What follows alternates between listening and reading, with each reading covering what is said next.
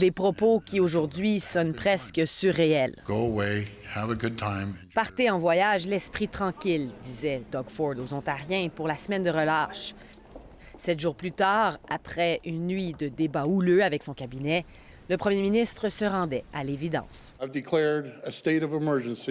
Le 17 mars, il déclarait enfin l'état d'urgence sanitaire. Son équipe était en mode panique. L'Ontario n'avait pas de plan en place pour pallier une pandémie. Devant les projecteurs, toutefois, Doug Ford était calme, paternel même, rien à voir avec son caractère bouillant.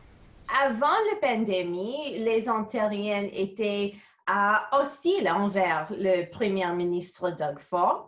Mais il a su montrer un côté plus amical. Son taux d'approbation a bondi de 30 à 80 selon Angus Reid. Même ses stratèges ont été surpris. Mais la lune de miel avait ses limites. Oh, cheers. En octobre, Doug Ford a assoupli les mesures sanitaires plus tôt que ne le recommandait la santé publique. On dirait qu'à chaque fois, on sous-estime la gravité de la situation. La deuxième vague a frappé l'Ontario de plein fouet et été plus meurtrière que la première. Il y a eu un décalage entre la gestion de la première vague et la gestion de la deuxième vague. Le retard était pire dans les décisions au cours de la deuxième vague. Certains Ontariens ont été touchés plus que d'autres. À Toronto, en dehors des foyers pour aînés, le 3/4 des infections étaient parmi les minorités visibles. Un triste bilan qui a fait perdre des plumes à Doug Ford dans les sondages. Mais son parti demeure populaire. Il est quand même plus populaire maintenant qu'il n'est l'été à 6 mois après son élection. Il y a un an, il était au coude à coude avec les libéraux et le NPD.